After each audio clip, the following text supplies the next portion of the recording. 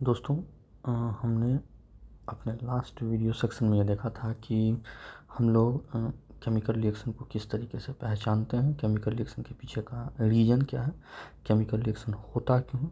तो अब एनसीईआरटी के बचे हुए क्वेश्चंस को, बचे हुए सेक्शंस को हम लोग देखते हैं।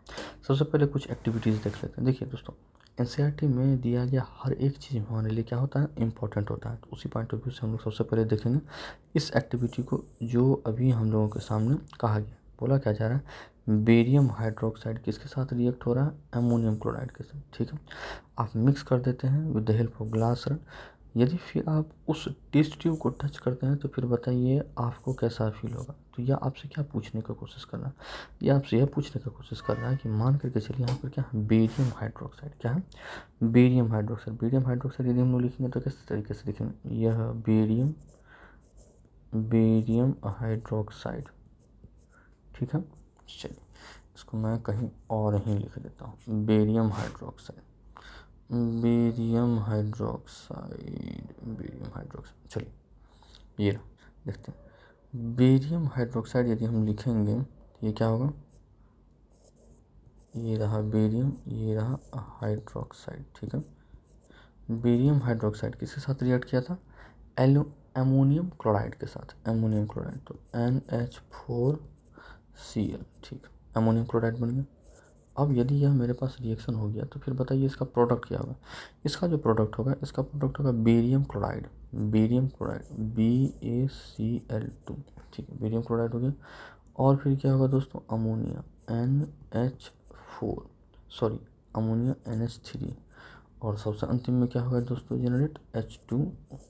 यदि आपको यह तीनों चीज़ समझ में आ रहा है कि बेरियम हाइड्रोक्साइड को हम लोग रिएक्ट करवा रहे हैं बेरियम क्लोराइड के साथ, अमोनियम क्लोराइड के साथ, तो फिर प्रोडक्ट क्या बन रहा है, बेरियम क्लोराइड बन रहा है, अमोनिया बन रहा है और वाटर बन रहा है। ठीक है, अब हम लोगों को क्या यह केमिकल रिएक्शन कुछ इसी तरीके से लिखना है, जी नहीं दोस्तों, बैलेंस भी करना है। बैलेंस कैसे करें, देखिए दोस्तों, यहाँ पर आपके पास क्या है, मेरे पास यहाँ पर क्लोरीन कितना है, 2। तो क्लोरीन को 2 बनाने के लिए क्या करेंगे, हम इधर 2 से मल्टीप्लाई करेंगे। ठीक है, जैसे हम क्लोरीन को इधर 2 बनाए तो हम क्या देख रहे हैं भाई साहब, नाइट्रोजन तो इधर 2 हो गया, उस नाइट्रोजन को 2 करने के लिए क्या करेंगे, 2 हम इधर मल्टीप्लाई करेंगे। ठीक है, अब मेरे पास बेरियम दोनों साइड क्या हो गया, बैलेंस। ठीक है, क्लोरीन दोनों साइड बैलेंस हो गया, बैलेंस हो गया। नाइट्रोजन दोनों साइड बैलेंस हो गया, बैलेंस हो गया। अब देखते हैं मेरे पास हाइड्रोजन क्या है। मेरे पास इस साइड हाइड्रोजन कितना है, इस साइड हाइड्रोजन जो प्रोडक्ट साइड हाइड्रोजन कितना है, 2 3 6 एंड 2 8। लेकिन मेरे पास इस डायरेक्शन में कितना है, प्रोडक्ट सॉरी रिएक्टेंट में 8 है। तो हम इसको किस तरीके से मल्टीप्लाई करेंगे, ये रहा कुछ मेरे पास कंडीशन। अब देखिए यहाँ पर मेरे पास क्या बैलेंस हो चुका है, जी हाँ दोस्तों, बैलेंस हो चुका है। नंबर ऑफ हाइड्रोजन इधर कितना है, ये रहा 2 और ये रहा यहाँ से 8। तो नंबर ऑफ हाइड्रोजन इधर कितना है, टोटल 10 है। अब इधर भी हाइड्रोजन किधर 10 हो गया, 2 3 6 और 2 2 4 10। तो मेरे पास हाइड्रोजन भी क्या हो गया, बैलेंस हो गया। क्या ऑक्सीजन बैलेंस हो, जी हाँ, ऑक्सीजन भी मेरे पास बैलेंस हो गया। यहाँ पर 2 ऑक्सीजन है, यहाँ पर मेरे पास क्या 2 ऑक्सीजन है और यहाँ भी मेरे पास 2 ऑक्सीजन। ठीक है, अब सवाल ये उठता है कि इक्वेशन तो बैलेंस हो गया। देखिए दोस्तों, विदाउट बैलेंस इक्वेशन हम लोग आगे नहीं बढ़ेंगे। अब इक्वेशन हो गया बैलेंस, अब जो नेक्स्ट काम करेंगे तो यह जो रिएक्शन, यह रिएक्शन कैसा है, यह रिएक्शन है मेरे पास इंडोथर्मिक रिएक्शन। कैसा रिएक्शन है, इंडोथर्मिक रिएक्शन। इंडोथर्मिक रिएक्शन का मतलब क्या होता है, इंडोथर्मिक रिएक्शन का मतलब क्या है दोस्तों, देखिए इंडोथर्मिक रिएक्शन का मतलब होता है भाई साहब इसमें हीट रिक्वायर्ड है। क्या है, हीट आप इसको सप्लाई करेंगे तभी जाकर के क्या होगा, रिएक्शन कंप्लीट होगा, तभी जाकर के क्या होगा, रिएक्शन कंप्लीट होगा।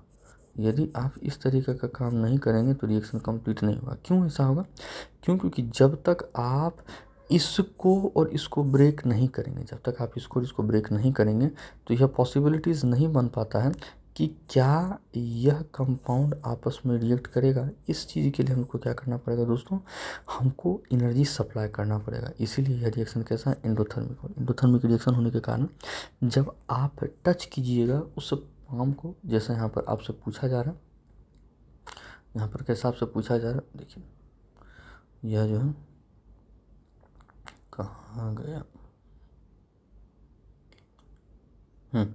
यहाँ से पूछा जा रहा है what do you feel is this exothermic और एंडोथर्मिक। जी हाँ दोस्तों, ये रिएक्शन कैसा होगा, इंडोथर्मिक रिएक्शन होगा। इंडोथर्मिक रिएक्शन में तो जब आप उसके बॉटम को टच करें तो आपको कैसा फील होगा, कूल, समझ पा रहे, कूल फील होगा। चलिए यह रहा इसका। अब आते हैं अपने अगले क्वेश्चन पे। ए solution of substance x is used for white washing. जैसे ही वाइट वॉशिंग का दिमाग में आया तो आपको सबसे पहला चीज़ क्या समझना, कैल्शियम ऑक्साइड, जिसको कि और क्या बोलते हैं, क्विक लाइम। क्या बोलते हैं, क्विक लाइम। ठीक है दोस्तों, चलिए यह quick lime, name the substance, ये रहा quick lime. Right the reaction of substance in एवब with the water, मतलब इसका वाटर के साथ हमको रिएक्शन बोला है, तो कैल्शियम ऑक्साइड रहा, ये रहा भाई साहब कैल्शियम ऑक्साइड, प्लस यदि हम वाटर के साथ इसको रिएक्ट करवाएंगे तो क्या बन जाएगा, यह स्लैग्ड लाइम बन जाएगा, कैल्शियम हाइड्रोक्साइड। क्या बन जाएगा, कैल्शियम हाइड्रोक्साइड प्लस हीट। क्या बन जाएगा दोस्तों, कैल्शियम हाइड्रोक्साइड प्लस हीट।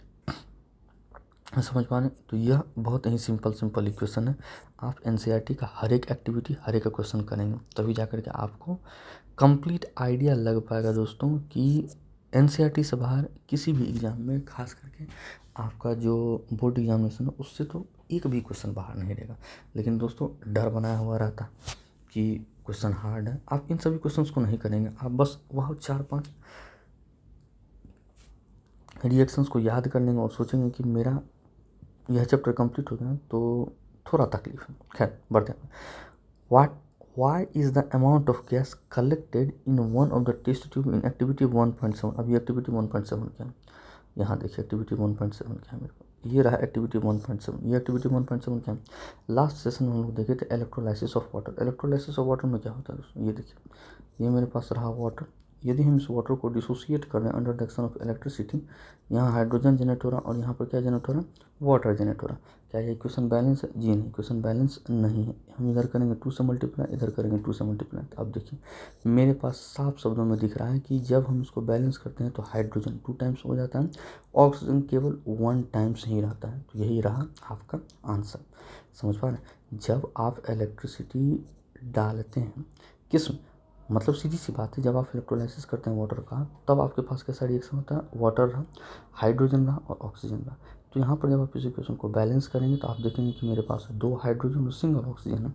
बस यही आपका यहाँ पर क्या है, आंसर है कि why is the amount of gas collected in one of the test tube activity is double the amount of the gas collected in the other. सीधी सी बात है, इक्वेशन को बैलेंस करना पड़ता है, और जब इक्वेशन को बैलेंस करते हैं या जब इक्वेशन को बैलेंस करते हैं तो अपने आप ही आपके पास क्या हो जाता है, गैस क्या हो जाता है, डबल हो जाता है। ऐसा नहीं कि मेरे बैलेंस करने से वो डबल हो रहा है, वो प्रोसेसिंग वो डबल होगा ही। ठीक है, चलिए अब बढ़ते हैं अपने नेक्स्ट रिएक्शन पर। नेक्स्ट रिएक्शन का नाम क्या है दोस्तों, डिस्प्लेसमेंट रिएक्शन। अब देखिए डिस्प्लेसमेंट रिएक्शन समझने से पहले हम छोटा चीज़ आप पहले समझ लेते हैं। देखिए डिस्प्लेसमेंट रिएक्शन समझने से पहले हम क्या करेंगे, छोटा चीज़ समझ लेते हैं। देखिए डिस्प्लेसमेंट रिएक्शन होता क्या, किसको कहते हैं हम लोग डिस्प्लेसमेंट रिएक्शन, ये रहा डिस्प्लेसमेंट। डिस्प्लेसमेंट यदि आप बोल रहे हैं, यदि आप डिस्प्लेसमेंट बोल रहे हैं तो फिर आप ऐसे भी एक छोटा सा वर्ड देख रहे हैं कि भाई साहब कोई किसी को डिस्प्लेस कर रहा होगा। क्या कर रहा होगा, डिस्प्लेस कर रहा होगा।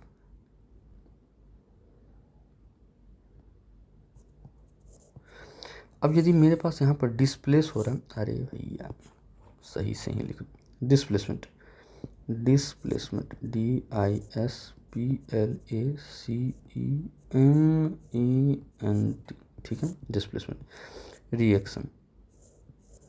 अब यहाँ पर आपको एक छोटा सा वर्ड दिख रहा होगा यहाँ पर डिस्प्लेस, मान कर यदि आप इस इक्वेशन को देखें तो वो कुछ आपको ऐसा दिखेगा, A + BC = AC + B। यदि आप इक्वेशन को देखिएगा तो वह इक्वेशन आपको कुछ ऐसा दिखेगा। इसका कहने का मतलब क्या है, कहने का मतलब ये है कि यह जो एलिमेंट A है, यह एलिमेंट क्या किया, इस दोनों में से क्या किया, इसको डिस्प्लेस कर दिया और फिर खुद को यहाँ पर शिफ्ट कर लिया, और तब जाकर के यह जो था, यह एलिमेंट यह सिंगल इस तरीके से यहाँ पर मूव कर, यह वह लेमैन टर्म समझने का कोशिश कर। अब आते हैं इसको एक्चुअल में होता क्या। देखिए हम कल भी बोले थे रिएक्शन के पीछे का वजह क्या होता है दोस्तों, जब कभी रिएक्शन हो रहा है उसके पीछे वजह क्या होता है, स्टेबिलिटी। क्या होता है, स्टेबिलिटी। तो स्टेबिलिटी अचीव करने के लिए कोई भी एलिमेंट अपने आप में क्या करता है, रिएक्शन करता है। तो स्टेबिलिटी कब अचीव होगा, स्टेबिलिटी का मतलब क्या होता है, लो एनर्जी। लो एनर्जी यदि कोई लेस स्टेबल है, लेस स्टेबल इसका मतलब क्या है दोस्तों, मैं बार बोलता हूँ, यदि कोई लेस स्टेबल है इसका मतलब क्या है, उसके पास हाई एनर्जी है। क्या है, हाई एनर्जी है। क्या है उसके पास दोस्तों? High energy. अब यदि किसी के पास हाई एनर्जी है मतलब वह हाई रिएक्टिव है। क्या है? हाई रिएक्टिव, हाईली रिएक्टिव समझिए। वह क्या है? हाईली रिएक्टिव है। यदि वह हाईली रिएक्टिव है तो आप एक छोटा सा वर्ड समझ पा रहे होंगे कि यहाँ जो मेरे पास यह ए था और यह मेरे पास बी सी था और तब जाकर के मेरे पास ए सी बना और यह बी मूव किया। तो यदि मैं बोलूँ कि भाई साहब यदि ए मोर रिएक्टिव है किससे? मोर रिएक्टिव है किससे? बी से। तो कहने का मतलब क्या भाई साहब, ए के पास एनर्जी क्या है? ज़्यादा और बी के पास एनर्जी क्या कम। यदि भाई साहब ए के पास एनर्जी ज़्यादा है और वह मोर रिएक्टिव है तो वह आसानी से क्या करेगा? इसको डिस्प्लेस कर देगा। आप हो जाइए डिस्प्लेस। अब ऐसे भी डे टू डे लाइफ में आप देखते हैं भाई साहब, जो ताकतवर होता है वह लेस ताकतवर को क्या कर देता है? डिस्प्लेस कर देता है। सिमिलरली यहाँ पर भी कुछ हो रहा है। अब यहाँ पर कैसे हो रहा है? यहाँ पर इसके पास एनर्जी ज़्यादा है। क्यों? क्योंकि यह मोर रिएक्टिव है, हाई एनर्जी है। यह लेस रिएक्टिव है, लेस एनर्जी है, इसीलिए इसको डिस्प्लेस किया और फाइनली मेरे पास ये कुछ ऐसा कंडीशन है। अब छोटा सा एग्जांपल से समझते हैं। मान करके चलिए मेरे पास ये रहा आयरन ये क्या है? CuSO4 copper sulphate. जब यह रिएक्ट करेगा तो यह क्या बना देगा दोस्तों? FeSO4 और Cu। ये जो मेरे पास FeSO4 है और ये जो मेरे पास CuSO4 है, इसको बोलते हैं कॉपर सल्फेट, इसको बोलते हैं फेरस सल्फेट। ठीक है, ये रहा मेरे पास कॉपर सल्फेट, ये रहा मेरे पास फेरस सल्फेट। इसका कलर होता है ब्लू और इसका कलर होता है ग्रीन। जब आप रिएक्शन देखेंगे और रिएक्शन जब आपका कंप्लीट हो जाएगा तो आपको क्या पता चलेगा? भाई साहब एक्चुअल जो पहले का कलर था वह था ब्लू और आफ्टर रिएक्शन उसका कलर क्या हो गया? ग्रीन हो गया दोस्तों। क्या हो गया? उसका कलर ग्रीन हो गया। अब समझने की कोशिश हम यहाँ पे सिंपल सा बात करते हैं कि हम कैसे मानेंगे और हम कहाँ तक इसको याद रख पाएंगे। हम कैसे कह सकेंगे कि भाई साहब वहाँ पर कोई रिएक्शन हुआ भी नहीं हुआ। तो इसके लिए NCERT आपको एक रिएक्टिविटी सीरीज़ देता है, मतलब कौन किससे ज़्यादा पावरफुल है, कौन किससे ज़्यादा रिएक्टिव है। यदि आप यह चीज़ याद रख पा रहे हैं तो आप अपने लिए 1-2 मार्क्स ग्रैब कर पा रहे हैं। ठीक है, तो अपने लिए एक छोटा सा मेहनत करेंगे, एक एहसान करेंगे। वह ये है कि इस रिएक्टिविटी सीरीज को आप क्या करेंगे? याद रखेंगे। वह देखिए कैसे। सबसे पहला ये रहा पोटासियम, फिर क्या रहा? सोडियम, फिर उसके बाद क्या आएगा? कैल्शियम, फिर आएगा आपके पास दोस्तों मैग्नीशियम, फिर आएगा आपके पास दोस्तों एल्युमिनियम, फिर आएगा जिंक और तब आएगा फिर आपके पास आयरन, तब आएगा आपके पास टीन और फिर आएगा अंत में आपके पास लीड। यह हो जाने के बाद फिर आप यहाँ पर करेंगे ब्रेक, यह हाइड्रोजन। इसके बाद फिर आपका सबसे अंत में आएगा दोस्तों कॉपर के बाद आएगा मर्क्यूरी Hg और फिर यहाँ पर आएगा आपके पास सिल्वर और तब आएगा आपके पास गोल्ड और इससे भी अंत में आएगा आपके पास प्लेटिनियम। तो ये देखिए दोस्तों, यह कैसा है? यह रिएक्टिविटी सीरीज है। मतलब इस तरीके से आपके पास क्या है? रिएक्टिविटी सीरीज घट रहा है। यह जो है यहाँ पर यह मोर रिएक्टिव है। यह क्या है दोस्तों? मोर रिएक्टिव है। और यह क्या है? लेस रिएक्टिव है। यह क्या है? लेस रिएक्टिव है। समझ पाए? तो यदि आप इस तरीके का चैनल आप याद रखे हैं तो फिर आपके लिए क्या हो जाएगा? काम आसान हो जाएगा। अब देखिए आपको यूट्यूब पर बहुत सारा चीज़ मिल जाएगा, इसको बेतुका चीज़ से रटिए, ये कीजिए वो कीजिए, लेकिन वो रटवा दें। वह इसके पीछे आपको वजह नहीं बताएंगे कि भाई साहब पोटासियम जो है सोडियम से मोर रिएक्टिव क्यों है। तो एक छोटा सा एग्जांपल मैं आपको बताने की कोशिश करता हूँ। देखिए, यदि कोई भी एलिमेंट है, उस कोई भी एलिमेंट का जो अपना एग्जिस्टेंस होता है वो उसका एग्जिस्टेंस होता है उसके एटॉमिक नंबर से। किससे? एटॉमिक नंबर से। ये रहा मेरे पास पोटासियम और यह जो मेरे पास क्या है? सोडियम। ठीक है, पोटासियम को यदि आप देखेंगे तो पोटासियम कैसा है भाई साहब? एटॉमिक नंबर कितना है इसका? 19। सोडियम का एटॉमिक नंबर कितना है? 11। यदि आप इसका इलेक्ट्रॉनिक कॉन्फ़िगरेशन करें तो क्या पहुँचेंगे? 2881। ठीक है, और यदि आप इसका इलेक्ट्रॉनिक कॉन्फ़िगरेशन करें तो क्या हो जाएगा? 2 होगा, 8 होगा, 1। अब बताइए, जो रिएक्शन होता है, रिएक्शन में कौन पार्टिसिपेट करता है? Outer most electron. कौन पार्टिसिपेट करता है? Outer most electron. तो अब आप यहाँ पर ये बताइए कि जो आउटर मोस्ट सेल है यह आउटर मोस्ट सेल है, आउटर मोस्ट ऑर्बिट क्या है? Outer most orbit. तो न्यूक्लियस से आउटर मोस्ट ऑर्बिट किसका ज़्यादा दूर है? पोटासियम का ज़्यादा दूर है। ठीक है ना, क्यों? क्योंकि इसके पास कितना ऑर्बिट है? 4 ऑर्बिट है। ठीक है ना, के रहा, L रहा, M रहा, N रहा। ये छोटा छोटा चीज़ तो दोस्तों देखिए आपको याद करना ही पड़ेगा समझने के लिए। यह रहा K रहा, L रहा, M रहा, ठीक है। यह KLM यदि आपको समझ में आ रहा है, जो कि 9th क्लास में आप एटॉमिक स्ट्रक्चर में पढ़े थे, तो आप ध्यान दीजिए। यहाँ पर मेरे पास क्या है, जो न्यूक्लियस है, न्यूक्लियस से आउटर मोस्ट ऑर्बिट बहुत ज़्यादा दूर है, तो इस इलेक्ट्रॉन को ग्रैब करके रख पाना पोटासियम के लिए आसान नहीं है, जबकि सोडियम के लिए इस इलेक्ट्रॉन को ग्रैब करके रख पाना आसान है। तो क्या होगा, यह आसानी से अपना इलेक्ट्रॉन को लूज़ कर देगा और यह आसानी से अपना इलेक्ट्रॉन को लूज़ नहीं कर पाए कंपेरेटिवली पोटासियम का। बस यही डिफरेंस हम लोगों को क्या कर देता है, रिएक्टिविटी बना देता है। यह जो डिफरेंस है, यही डिफरेंस हम लोग को क्या कर देता है, रिएक्टिविटी बना देता है। क्या बनाता है, रिएक्टिव बना देता है। तो बस यह छोटा सा कॉन्सेप्ट आप अपने लेवल तक रखिएगा, तब जा करके क्या होगा, आपको यह सीरीज समझने में आसान हो जाएगा, ठीक है। खैर, यह तो मैं एक एग्जांपल से आपको समझा रहा था। आपको इतना डेप्थ में उतना ज़रूरी नहीं है जाना, लेकिन फिर भी जानकारी यदि प्राप्त हो रहा है तो कोई दिक्कत तो है नहीं, है ना। अब बढ़ते हैं आगे दोस्तों। अब इसको एग्जांपल से समझते हैं कि हम समझ लिए कि पोटासियम ही सोडियम से ज़्यादा रिएक्टिव क्यों है। अगेन फिर जब आप सोडियम को और कैल्शियम को चेक कीजिएगा तो फिर आपको फिर से अलग चीज़ समझ में आएगा। तो यहाँ पर बहुत सारा एक्सेप्शन भी होता है, ठीक है। इलेक्ट्रॉनिक कॉन्फ़िगरेशन में बहुत सारा एक्सेप्शन भी होता है। जब आप हायर क्लास में पढ़ेंगे तो फिर आपको समझ में आएगा। मैं यह एक जो आपके लेवल पे क्लास 10th लेवल पर था, मैं उस चीज़ को डील करके आपको यह समझा रहा हूँ। अब बढ़ते हैं एक इक्वेशन से। इक्वेशन देखिए क्या मान करके चलिए, मेरे पास यदि यहाँ पर एक छोटा सा एग्जाम्पल है कि मैं यहाँ पर ले लूँ भाई साहब कॉपर नहीं, यह तो रिएक्शन करेगा ही नहीं। मैं ले लेता हूँ यहाँ पर छोटा सा दूसरा चीज़। यदि देख लीजिए, यदि मैं यहाँ पर ले लूँ zinc plus copper sulphate CuSO4। यहाँ पर देखिए, क्या जिंक मोर रिएक्टिव है कॉपर से? जी हाँ, जिंक क्या है, मोर रिएक्टिव है कॉपर से। तो जिंक क्या करेगा, इस कॉपर को डिस्प्लेस कर देगा और बना देगा क्या, जिंक सल्फेट प्लस कॉपर। क्या बना देगा, जिंक सल्फेट प्लस कॉपर। और यह जो मेरे पास जिंक सल्फेट है, इसका कलर कैसा है दोस्तों, कलर लेस होता है। और अगेन इसका कलर तो पहले ही पता है, ब्लू होता है, ठीक है। इनिशियली यदि कलर ब्लू है और बाद में यदि कलर लेस है, तो मतलब वहाँ पर रिएक्शन क्या हो गया, कंप्लीट हो गया, ठीक है। अब यदि मैं आपके सामने फिर से एक छोटा सा क्वेश्चन रखूँ कि बताइए, यदि मेरे पास ये रहा कॉपर और जिंक सल्फेट है, कॉपर और जिंक सल्फेट है, यदि एग्जाम में आपसे ऐसा पूछ दिया जाए तो क्या यह रिएक्शन पॉसिबल है? नहीं।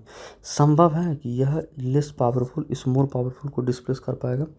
यह जो लेस पावरफुल है, यह लेस पावरफुल यह इस मोर पावरफुल को डिस्प्लेस कर पाएगा? नेक्स्ट तो इम्पॉसिबल है, इसीलिए यहाँ पर नो रिएक्शन होगा। क्या होगा, नो रिएक्शन होगा, ठीक है। तो अब यह था आपका एक ओवरव्यू, जो कि आपको इस होल रिएक्शन, चाहे वह डिस्प्लेसमेंट हो चाहे वह डबल डिस्प्लेसमेंट हो, समझने में आसानी मिलेगा। चलिए अब डायरेक्टली देखते हैं कि एनसीईआरटी में आपके सामने क्या क्या इक्वेशन रखा हुआ, समझ पा रहे हैं दोस्तों। एनसीईआरटी भी आपसे उम्मीद करता है कि आप उसी सब रिएक्शंस को ढंग से देखें, ढंग से समझें। ये भी ना देखिए, ये क्या है, आयरन नेल मतलब क्या है, Fe है, ठीक है। किसमें डिप किया गया, CuSO4 में रिएक्शन होगा। जी हाँ दोस्तों होगा, क्यों, क्योंकि iron is more reactive than copper sulphate, ठीक है, सॉरी कॉपर। तो फिर यहाँ पर आपके पास रिएक्शन होगा और उसी रिएक्शन को यहाँ पर आपके सामने किस तरीके से किया गया, यहाँ पर ये डिस्प्ले किया गया, ठीक है। चलिए अब देखिए, ये कॉपर सल्फेट रहा, ये आयरन सल्फेट रहा। आयरन सल्फेट का है, फिर फेरस सल्फेट का। यहाँ पर फिर ये देखिए, ये जिंक है, ये कॉपर सल्फेट है, यहाँ पर ये रिएक्शन हो गया। ये लीड है, यह कॉपर क्लोराइड है, लीड प्लस कॉपर क्लोराइड, फिर क्या बन जाएगा, लीड क्लोराइड प्लस कॉपर। इसका कहने का मतलब क्या भाई साहब, जो लीड रहेगा वो कॉपर से क्या है, मोर रिएक्टिव, और इसी कारण से यह रिएक्शन मेरे पास हो चुका, ठीक है। तो अब इसी रिएक्शन का जो नेक्स्ट पार्ट है या फिर नेक्स्ट लेवल, आप उसको क्या कहेंगे, डबल डिस्प्लेसमेंट रिएक्शन। देखिए, डबल डिस्प्लेसमेंट रिएक्शन का यदि आप एक छोटा सा फॉर्मेट देखें तो वह कुछ आपको ऐसा दिखेगा, ABCD। यदि ये रिएक्शन बन रहा है तो वह कैसा बन जाएगा, AD plus CB, AD plus CB कैसा बन जाएगा दोस्तों, AD प्लस CB, ठीक है। इसको हम लोग बोलते हैं डबल डिस्प्लेसमेंट रिएक्शन। मतलब इसमें कैसा होता है दोस्तों, एक्सचेंज ऑफ आयन होता है। क्या होता है दोस्तों, एक्सचेंज ऑफ आयन्स।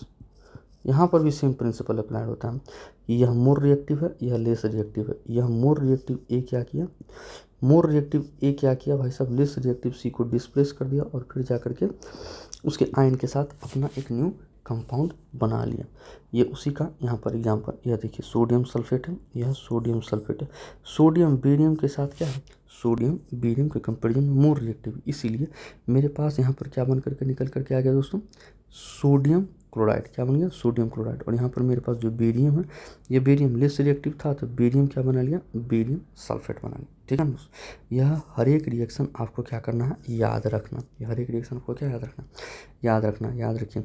कल भी मैंने आपको बताया था कि जो इनसॉल्युबल सब्सटेंस होता है उसको हम लोग क्या बोलते हैं, प्रिसिपिटेट, उसको हम लोग क्या बोलते हैं, प्रिसिपिटेट। तो इस रिएक्शन में क्या होता है भाई साहब, the formation of the barium sulphate and the barium chloride. ठीक है ना, तो यह जो मेरे पास सॉल्यूशन बन रहा है, इसमें एक प्रिसिपिटेट बन रहा होगा। ठीक है ना, उसमें क्या हो रहा है, प्रिसिपिटेट बन रहा होगा, और यह क्या होता है, इनसॉल्युबल होता है। ठीक है, चलिए अब हम लोग आगे यहाँ पर कुछ कुछ छोटा छोटा चीज़ देखते हैं। वह छोटा छोटा चीज़ कैसा है, वह छोटा छोटा चीज़ जो है ये है कि यहाँ पर एक नया चीज़ आपके पास आ गया। वह नया चीज़ क्या है, ऑक्सीडाइजेशन एंड रिडक्शन। जो मेन पर्पस था, जो मेन रीजन था आपको इस चैप्टर को पढ़ने का, ठीक है ना, जो मेन रीजन था आपको इस चैप्टर को पढ़ने का, वह यही था कि आप इस जगह तक पहुंच पाएँ, जिसको कि हम लोग बोलते हैं रेडॉक्स रिएक्शन, जिसको कि क्या बोलते हैं दोस्तों, रेडॉक्स रिएक्शन। देखते हैं यह रेडॉक्स रिएक्शन एक्चुअली में होता क्या। ठीक, देखिए दोस्तों, इससे पहले कि हम लोग रेडॉक्स रिएक्शन देखें, हम लोग एक छोटा सा एक्टिविटी जो यहाँ पर मेंशन है उसको देख लेते हैं। देखते हैं ये एक्टिविटी हमसे कहना क्या चाह रहा है। देखिए यहाँ पर बोल क्या रहा है कि जब आप मिक्स करते हैं सॉल्यूशन को, सॉल्यूशन कैसा है, लीड नाइट्रेट। तो लीड नाइट्रेट का केमिकल फॉर्मूला क्या होता है दोस्तों, PbNO3 होल 2, यह रहा लीड नाइट्रेट। और पोटासियम आयोडाइड, पोटासियम आयोडाइड क्या है, यह Ki। ठीक है, चलिए इसका मैं रिएक्शन लिख ही देता हूँ आपके पास। देखिए इसका जो रिएक्शन होगा वो रिएक्शन कैसा होगा दोस्तों, आते हैं आप। ठीक है, ये रिएक्शन देखिए कैसा रिएक्शन है,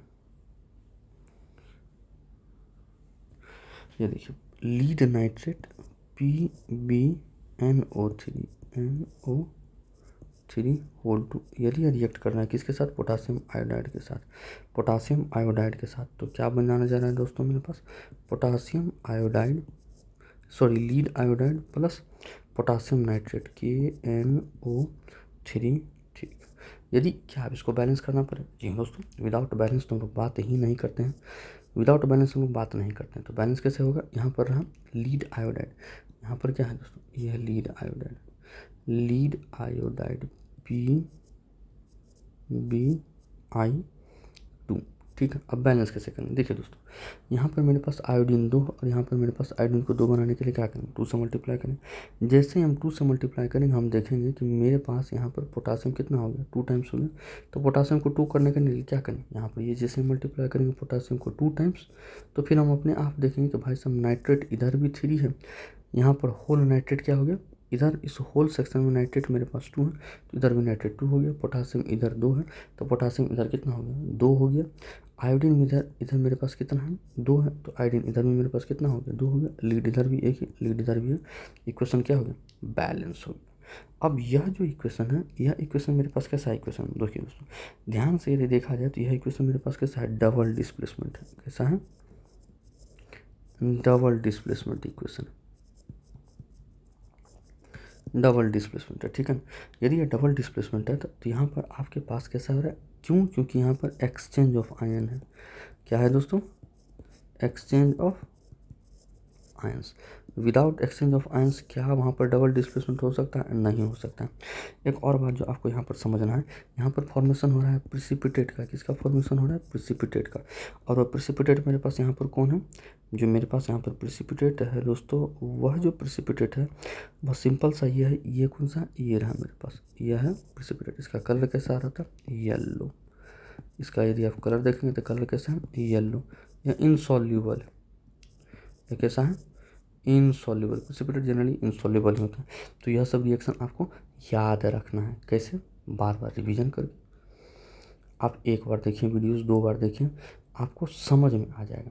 ठीक है, लेकिन जब तक आप रिवीजन नहीं करेंगे आपको कोई हेल्प नहीं मिल सकता। ठीक है ना दोस्तों, तो आप अपने लिए एक छोटा सा हेल्प करेंगे, वह क्या करेंगे, आप रिवीजन करते रहेंगे। ठीक है, यहाँ पर देखिए, such reaction in which there is a exchange of ion, there is exchange of ion between the reactants is called double displacement। यहाँ पर exchange of ion होता है between the reactants, ठीक है। तो यह भी एक्टिविटी हम लोग देख ली।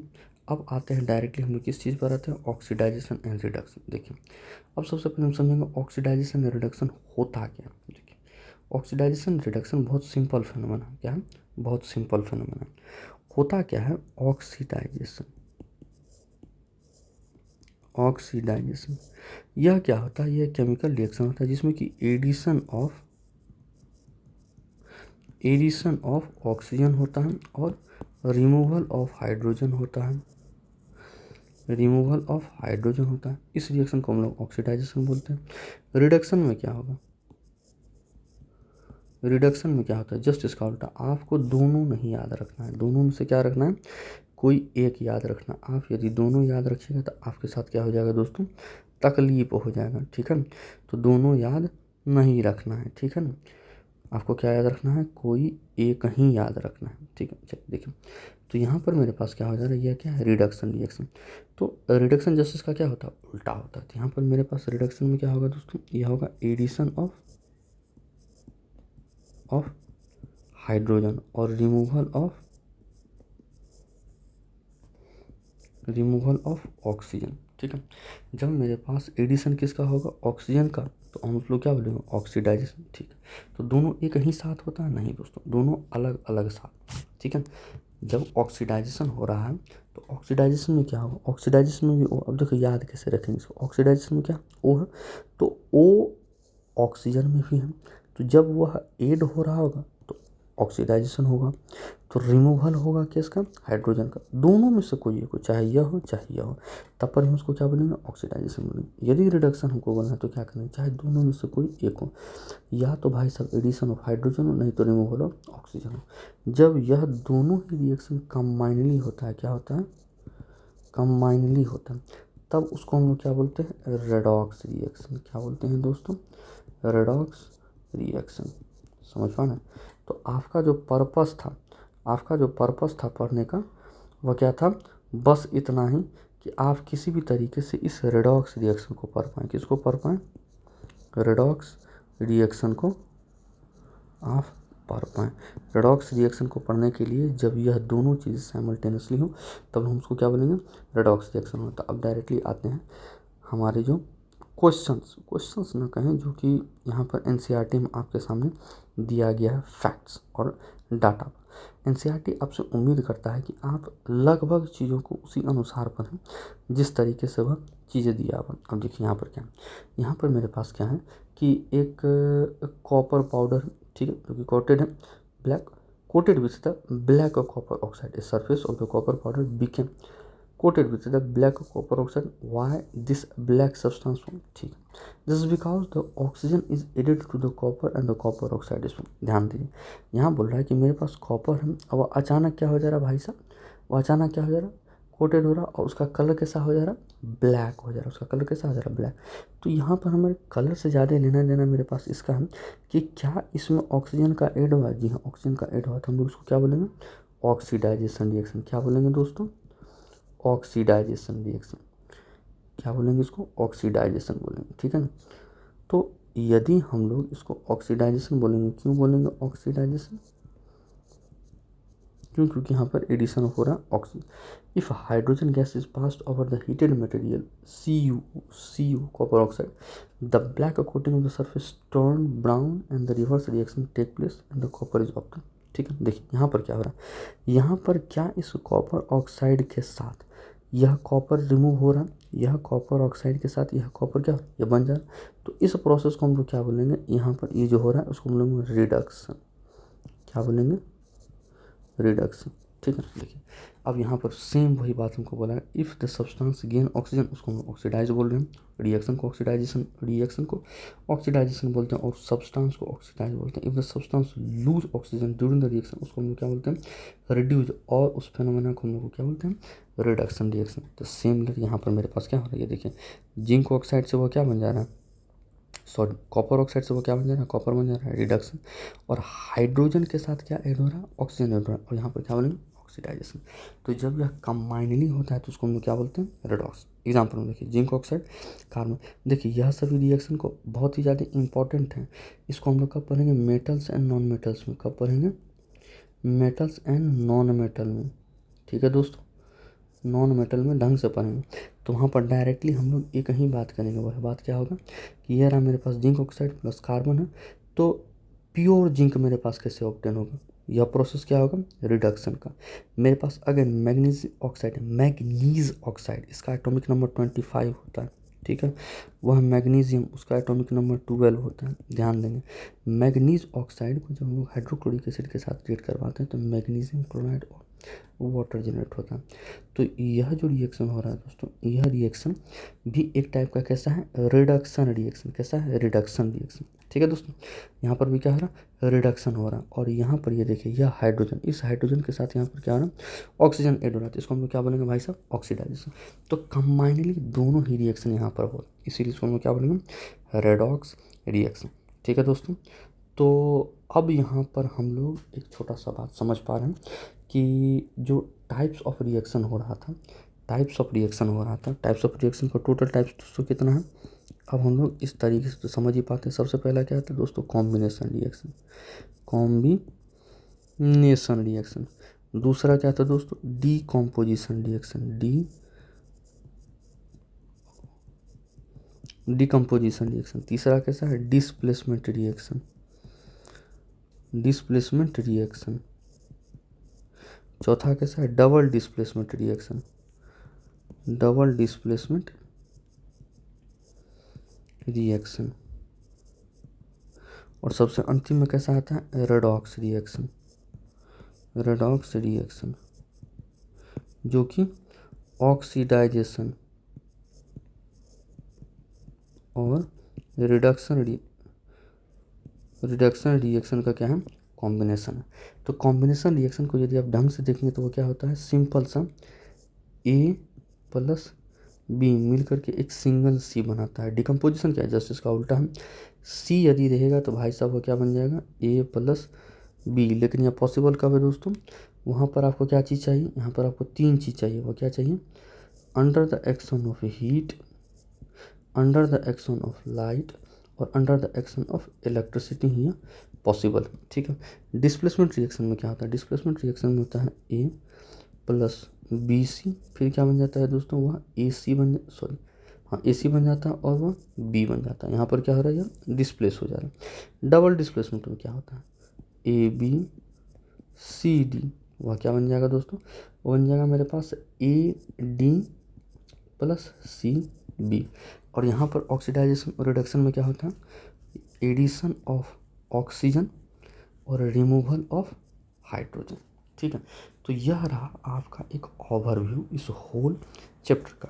अब जो इसमें एक छोटा सा पार्ट बचा है दोस्तों, वह यह बचा है कि आखिर जब मेरे पास रिएक्शन हो गया तो इन सभी रिएक्शन में से इस रिडक्शन रिएक्शन का डे टू डे लाइफ में क्या यूज है। ठीक है, तो वह एक छोटा सा टॉपिक होगा उसको, और क्वेश्चन आंसर क्या है दोस्तों, क्वेश्चन एंड आंसर जो NCERT में है उनको हम लोग अगले सेशन में देखेंगे। दोस्तों यदि यह वीडियो आपको इन्फॉर्मेटिव लगा हो, बेहतरीन लगा हो, तो प्लीज़ इसको आप अपने दोस्तों के साथ शेयर कीजिए, चैनल को लाइक कीजिए, चैनल को सब्सक्राइब कीजिए और बने रहिए इस चैनल के साथ अपने क्लास 10th में एक्सेल करने के लिए। मिलते हैं दोस्तों अगले वीडियो, तब तक के लिए थैंक्स।